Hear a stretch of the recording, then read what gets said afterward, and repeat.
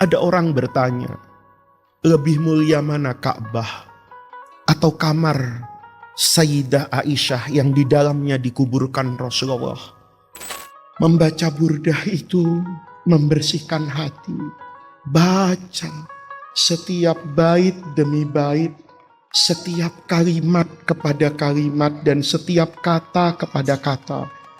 Ya nafsun, siapa saja, la taqnati, jangan pernah berputus asa dari dosa. Wa in azumat, karena Allah itu tidak seperti manusia. Allah itu rahmatnya. Innal kabairo, dosa yang kita bawa.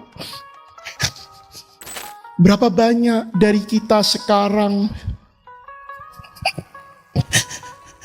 sering memutus asakan orang dari rahmat Allah. Assalamualaikum warahmatullahi wabarakatuh. Bismillahirrahmanirrahim. Alhamdulillahi rabbil alamin. Wassalatu wassalamu ala ashrafil anbiya wal mursalin wa ala alihi wa sahbihi ajma'in, amma ba'du. Segenap majelis guru yang saya hormati, anak-anakku sekalian yang berbahagia, malam hari ini kita sama-sama membaca qasidah Al-Burdah. Dulu saya pernah menerangkan kepada anak-anakku bahwa di antara nama yang disematkan kepada qasidah burdah ini adalah Al-Bur'ah, penyembuh. Anak-anakku tahu, hati manusia itu boleh jadi tidak bersih. Pandangannya mungkin tidak jernih memandang siapapun dan memandang apapun. Dia perlu dibersihkan. Ketika kita misalnya membaca Al-Burdah tadi, pada bagian yang luar biasa, yang saya tidak pernah dalam hidup itu mendapatkan sentuhan tentang keindahan Allah, ketika anak-anakku tadi melantunkan, ya nafsu la taqnati min zallatin azum. Itu indah sekali anak-anakku, menggambarkan Allah yang maha baik kepada manusia. Ya nafsun, siapa saja, la taqnati, jangan pernah berputus asa dari dosa. Wa in azumat, karena Allah itu tidak seperti manusia. Allah itu rahmatnya. Innal kabairo, dosa yang kita bawa, dosa yang kita bawa di hadapan Allah itu, kata Imam Busiri, innal kabairo fil ghufran, kalau dibandingkan lautan rahmat Allah, lautan maghfirah, itu kalamami anak-anakku, tidak ada artinya. Kita itu sering berprasangka buruk kepada Allah, seolah-olah rahmat Allah itu hanya turun kepada mereka yang sempurna sebagai hamba. Kadang-kadang kita membayangkan betapa sulitnya untuk masuk ke dalam surga. Ada sholat, ada puasa, ada zakat. Berapa banyak dari kita sekarang sering memutus asakan orang dari rahmat Allah. Berapa banyak orang ketika mendengar ceramah itu kemudian merasa sulit untuk masuk surga. Merasa Allah itu tidak Rahman dengan tidak Rahim. Maksiat yang dikerjakan itu seolah-olah memberi gambaran Allah yang tidak lagi Maha Rahman dan Maha Rahim. Itu mahalnya anak-anakku. Kita membaca burdah malam hari ini. Kita jadikan wirid setiap hari. Karena hati kita itu cuma cermin. Hati kita itu cuma kaca, bukan cahaya.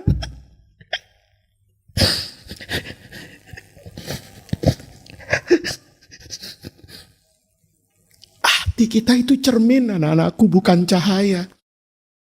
Saya itu tidak bisa menerangi kamu. Tidak ada seorang pun di dunia ini yang bisa menerangi orang lain. Karena yang maha terang itu hanya Allah. Dulu saya ngaji itu ingat sekali pelajaran balaghah. Anak-anakku juga pasti belajar. Dalam ilmu balaghah itu ada tasbih yang namanya tasbih mursal. Contoh yang paling indah pada tasbih mursal itu firman Allah di surah An-Nur. Ketika Allah berfirman, Allahu nurus samawati wal ardi mathalu nurihi kamiskatin fiha misbah al misbahu fi zujajah. Allah itu nur. Kata ulama itu munawwir, yang menerangkan. Semua orang tahu kalau cahaya Allah itu bersifat rohani. Tidak seperti cahaya lampu misalnya yang terlihat terang. Tapi Allah memberi tasbih. Cahaya yang bersifat rohani itu Allah tasbihkan dengan al-misbahu fi zujajah. Seperti pelita yang ada di dalam kaca. Seperti anak-anakku kalau menyalakan lampu, kemudian lampu itu ditutup dengan akuarium kaca. Anak-anakku tahu, kata Imam Fakhruddin Ar-Razi misalnya, mengapa Allah mentasbih, memberi persamaan sesuatu yang bersifat rohani, Allah tasbihkan kepada sesuatu yang bersifat materi. Anak-anakku tahu kan, kalau rumah kita kacanya putih, kemudian lampunya terang, maka pencuri itu tidak akan pernah berani masuk ke rumah kita. Karena dia pasti terlihat dari orang yang berada di luar rumah kita. Karena cerminnya bersih dan cahayanya terang. Pencuri itu takut masuk ke rumah kita mengambil sesuatu karena dia akan terlihat, karena cerminnya jernih dan cahayanya terang benderang. Allah itu memberi cahaya, dan itu penting kita bersihkan hati, anak-anakku. Karena hati kita itu cuma kaca, cuma cermin, tidak memiliki cahaya. Kalau cerminnya bersih, kacanya bersih, maka cahaya yang memantul ke kaca itu selalu bersih. Tapi kalau kacanya kotor, jendelanya kotor, cerminannya kotor, maka cahaya itu juga tidak akan memberikan cerminan yang terang. Maka membaca burdah itu harus serius. Berzikir kepada Allah itu bukan sekedar lisan yang terucap, bukan karena kepantasan, bukan karena apapun, karena ingin tasfiyatul qulub, supaya hati kita itu bersih. Jangan pernah melihat Allah kecuali Allah itu yang maha baik. Kita ini sering banget berprasangka buruk kepada Allah, seolah-olah Allah itu kejam, seolah-olah Allah itu begini dan begitu. Tapi misalnya ketika kita membaca burdah tadi, maka akan selalu ada harapan bahwa saya nanti bertemu dengan Allah. dalam ridhonya. Karena apa anak-anakku? Dosa kita itu besar. Saya itu manusia bejat dan brengsek. Tapi kalau dibandingkan dengan Al-Ghufran yang Allah miliki, maka itu tidak berbanding apa-apa. Itu pentingnya, bersihnya hati. Maka orang itu sering saya katakan, bergaullah dengan orang-orang yang baik. Karena kalau kamu bergaul dengan orang yang baik, maka kamu bisa berhusnudzon kepada orang yang jahat. Sementara kalau kamu bergaul dengan orang-orang yang tiap hari hanya melihat kekurangan orang, hanya mencela orang dan merendahkan orang, kamu akan terbiasa bersuudzon bahkan kepada orang yang baik. Nanti di akhirat Allah tidak akan pernah bertanya, lima hasamta, kenapa kamu berhusnudzon kepada orang yang jahat itu? Tapi Allah pasti meminta pertanggungjawaban dari kamu. Kenapa kamu bersuudzon dengan orang itu tanpa kamu pernah tahu apa yang sebetulnya terjadi pada orang itu? Anak-anakku, membaca burdah itu membersihkan hati. Baca setiap bait demi bait, setiap kalimat kepada kalimat, dan setiap kata kepada kata.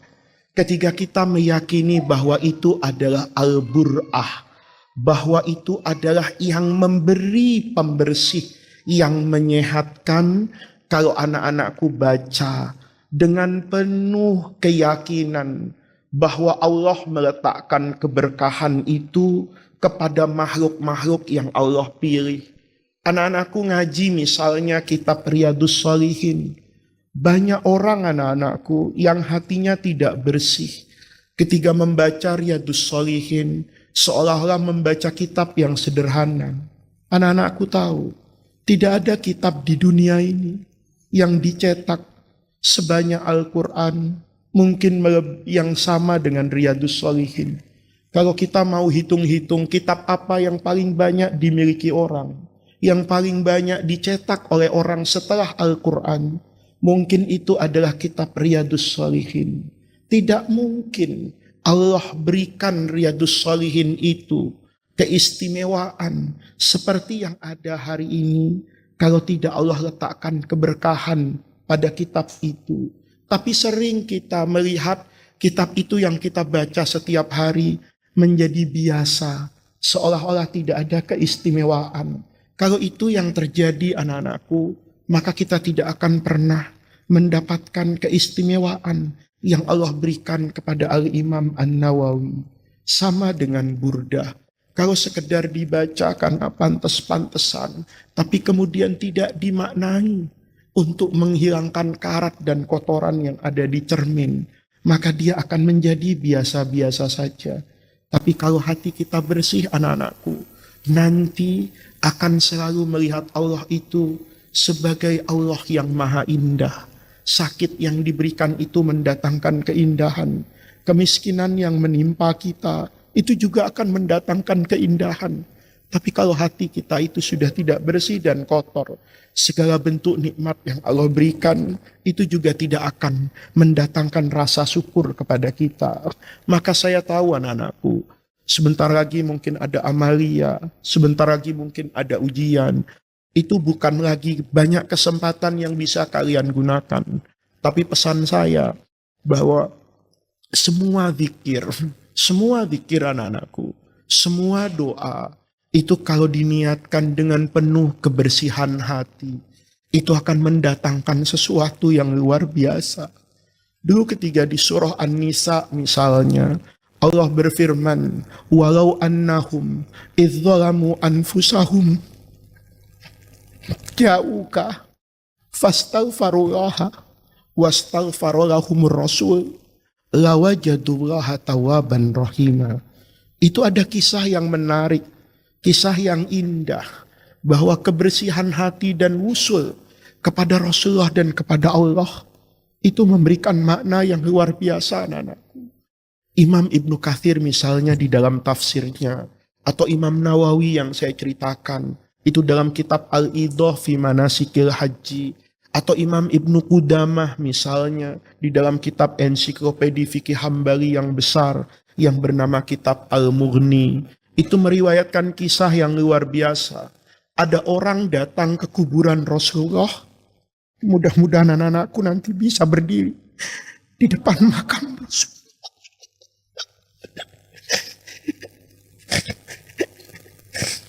Orang itu baca Quran, tapi bacanya itu dengan hati. Bukan sekedar mulut yang baca. Dia baca ayat Quran itu seolah-olah dia berkomunikasi kepada Allah. Dia katakan, "Ya Allah, saya baca ayat ini. Engkau berfirman, walau annahum idzalamu anfusahum."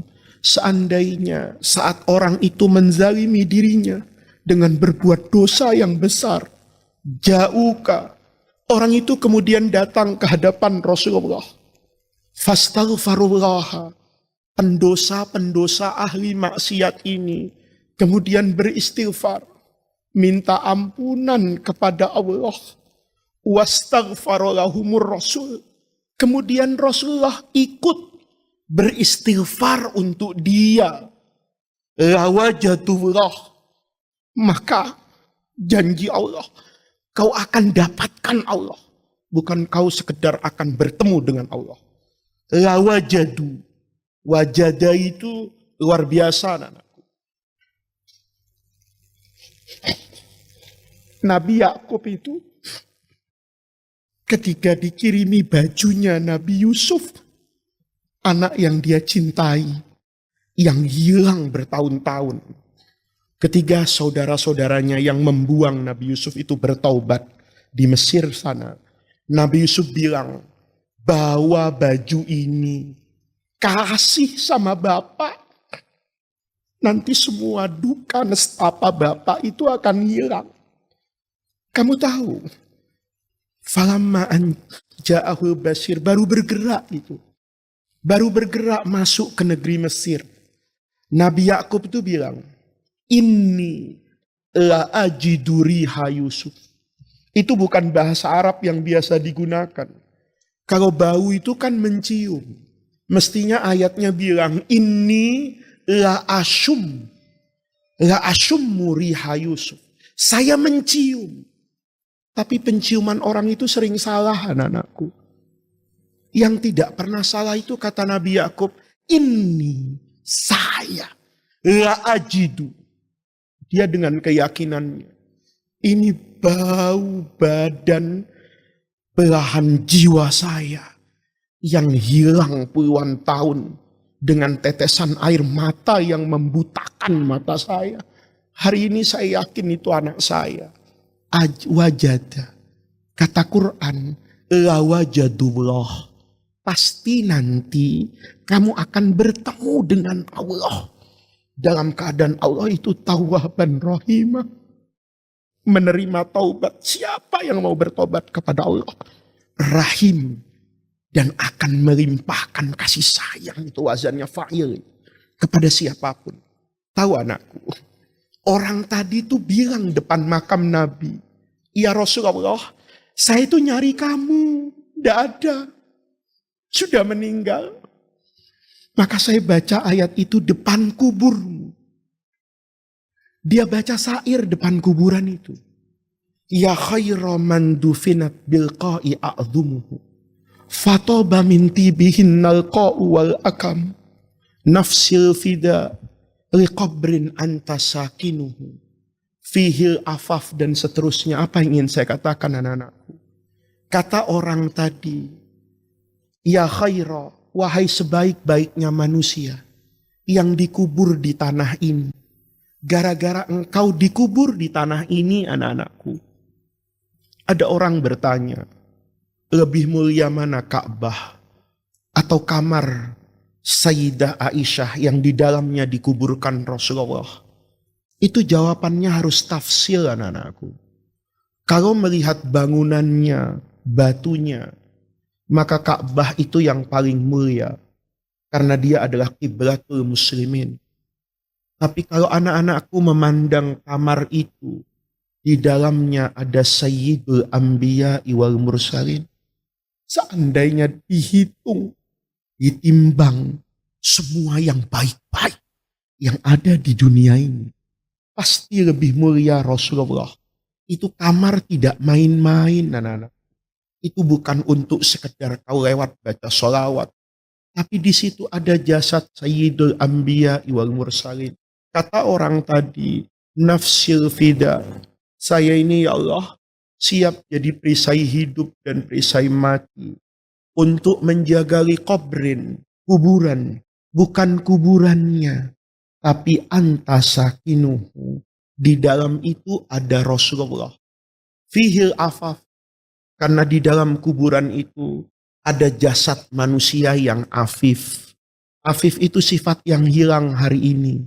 Menjaga kehormatan diri sendiri. Rasulullah itu susah makan, anak-anakku. Rasulullah itu miskin. Tapi Nabi tidak pernah mengeksploitasi kemiskinannya kepada murid. Nabi itu hidupnya susah, tapi Nabi itu tidak ingin menjual kenabiannya untuk orang itu mengasihi Nabi dan berbelas kasih kepada Rasulullah. Itu afif. Nabi itu pernah ruku kan anak-anakku, perutnya bunyi. Kata Sayyidina Umar, ada apa ya Rasulullah? Tadi waktu ruku kok bunyi kayak begitu. Dibuka perut Rasulullah itu diikat dengan batu. Nanti Sayyidina Umar tanya sama Ummul Mukminin, kok bisa begitu? Wahai Aisyah, kata Aisyah, sudah 3 purnama. Kompor di rumah Rasulullah itu tidak nyala. Padahal seandainya Nabi ngomong, Abu Bakar saya lapar. Mungkin semua uangnya Abu Bakar itu dikasih sama Rasulullah. Tapi Nabi itu afif.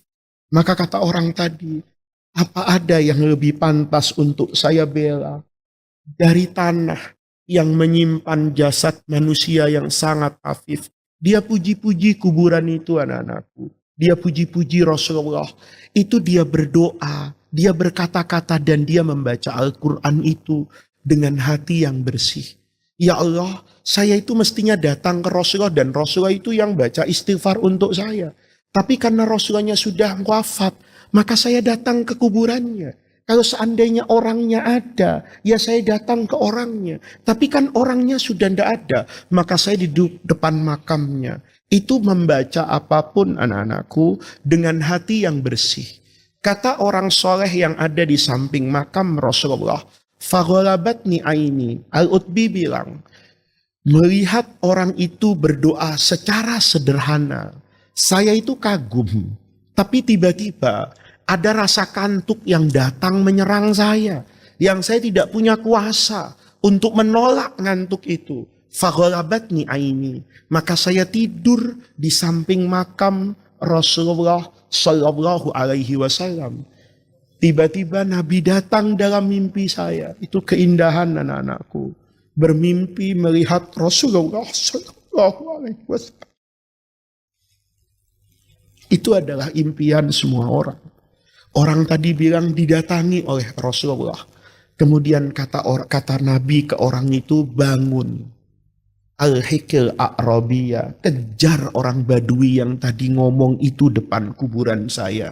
Fabashirhu, kasih kabar gembira. Bi annallaha qad ghafara lahu. Allah sudah ampuni dosa orang itu semuanya. Bayangin anak-anakku. Itu doa yang tidak ada di dalam hadis. Itu doa tidak diajarkan oleh siapapun. Itu doa lahir dari kebersihan hati.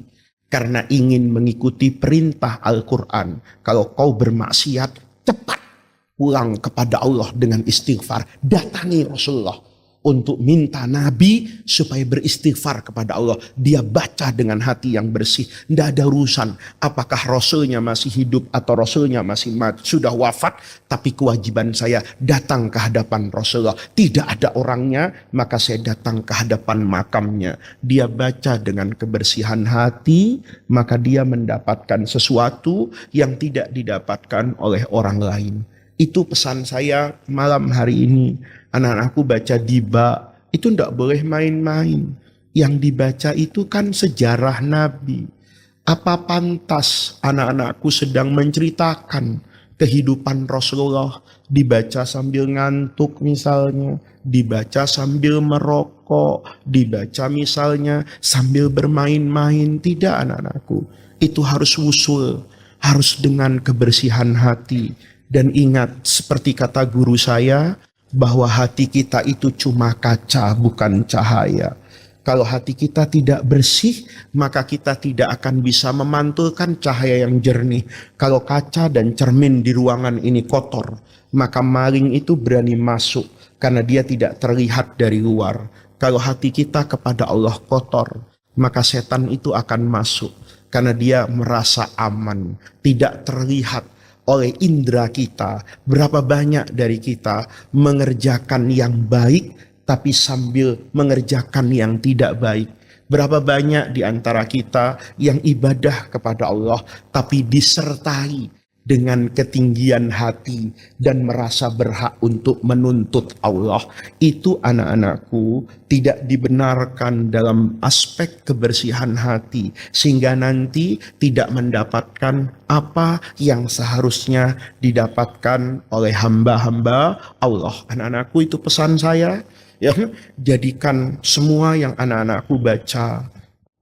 Sahabat Nabi Abu Sa'id Al-Khudri itu bilang begini. Dulu saya dengar dari Rasulullah. Rasulullah itu bercerita dari Allah. Hadis Qudsi. Sekalipun oleh sebagian ulama dikatakan hadis ini tidak sahih, tapi mu'dzam ahli sunnah wal jamaah mengatakan makna hadis ini menggambarkan rahmat Allah. Kata Imam Abu Sa'id Al-Khudri itu dalam hadisnya, Nabi itu bercerita bahwa Allah itu bersabda, man saghalahu dzikri an mas'alati. Orang itu yang disibukkan dengan zikri mengingat Allah. An mas'alati, sampai lupa ndak minta. Kamu menghadapi ujian, kan biasanya minta itu. Ya Allah luluskan, ya Allah gampangkan, ya Allah hafalkan.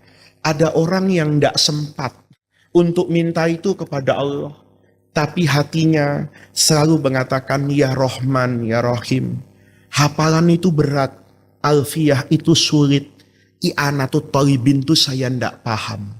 Tapi saya paham bahwa rahmat Allah itu lebih besar dari alfiyah, bahwa rahmat Allah itu lebih besar dari Fathul Mu'in, bahwa rahmat Allah itu lebih besar dari matematika. Dia setiap hari hanya ingat bahwa Allah Tuhannya adalah Rahman Ar-Rahim. Dia lupa untuk minta kepada Allah, tapi dia selalu ingat bahwa Allah di mana dia menuju kepada ridhonya itu adalah Tuhan yang Maha Latif. Maka setiap hari dia hanya membaca Ya Latif, Ya Latif, Ya Latif. Lupa dia untuk minta sehat, lupa dia untuk minta kaya, lupa dia untuk minta suami, lupa dia untuk minta istri. Yang dia ingat bahwa dia hidup di bawah naungan yang Maha Latif. Maka nanti dia akan mendapatkan sesuatu yang tidak didapatkan oleh orang yang berpanjang-panjang meminta kepada Allah dengan rincian, sementara yang satu hanya meminta dengan zikir kepada Allah. Anak-anakku, ujianmu itu berat. Kamu tamat dari Darul Rahman juga tidak mudah. Kamu nanti keluar itu menghadapi sesuatu yang mungkin tidak pernah kamu bayangkan. Tetapi kalau kamu punya yang Maha Rahman dan Maha Rahim, kalau kamu punya yang Maha Latif, kamu katakan Allahu Latifun bi'ibadihi yarzuqu man yasha. Man yasha Allah kasih itu. Allah kasih rezeki apapun kepada hamba-hambanya, karena Allah itu Latif. Allah untuk menyelamatkan Nabi Yusuf tadi itu dari penjara, Allah tidak kirimkan malaikat untuk mengobrak-abrik penjara. Allah tidak kirimkan pasukan untuk melepaskan Nabi Yusuf dari penjara. Tapi Allah yang Maha Latif mengirimkan sesuatu yang lembut, yang tidak bisa dipegang dan diraba dan dirasa oleh semua orang. Mimpi kepada Raja Mesir. Gara-gara Raja Mesir mimpi, tidak ada yang bisa mentakwil dan menafsirkan mimpi itu. Nabi Yusuf nanti keluar. Cara Allah itu sangat lembut.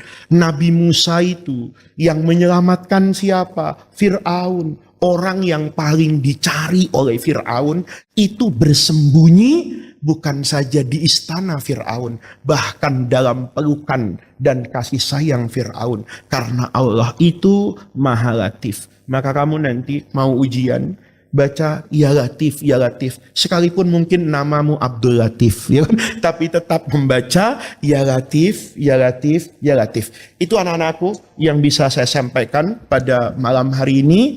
Mudah-mudahan tradisi membaca burdah ini menjadi tawassul dan wasilah kita semua untuk membersihkan hati kita, untuk kita selalu berhusnudzon dan berprasangka baik kepada Allah Subhanahu wa ta'ala. Mudah-mudahan anak-anakku dengan membaca burdah ini dimudahkan semua urusannya. Anak-anakku menjadi seorang santri yang keluar dari pesantren Darul Rahman ini membawa cahaya ilahi nurus samawati wal ardi. Mudah-mudahan anak-anakku bisa menjadi anak-anak yang membanggakan kedua orang tua. Mudah-mudahan anak-anakku nanti bisa menjadi orang yang setiap orang melihat anak-anakku, maka orang itu akan mengenang orang tua anak-anakku yang mendidik anak-anakku bisa seperti sekarang. Mudah-mudahan pesantren Darul Rahman ini tetap menjadi maqalan min ma'akilil ilmi wal bayan. Mudah-mudahan pesantren ini tetap menjadi sorhan menara di mana iman, ilmu, Islam, iman, dan ihsan menyatu dalam kesatuan yang indah. Mudah-mudahan kita semua dibersamai oleh Allah Subhanahu wa ta'ala ala hadhihin niyah wa ala kulli niyatin salihah wa ila hadratin nabiyil mustafa Muhammadir Rasulillahi al-Fatihah. A'udzu billahi minasyaitonir rajim. Bismillahirrahmanirrahim. Alhamdulillahi rabbil alamin arrahmanir rahim maliki yaumiddin.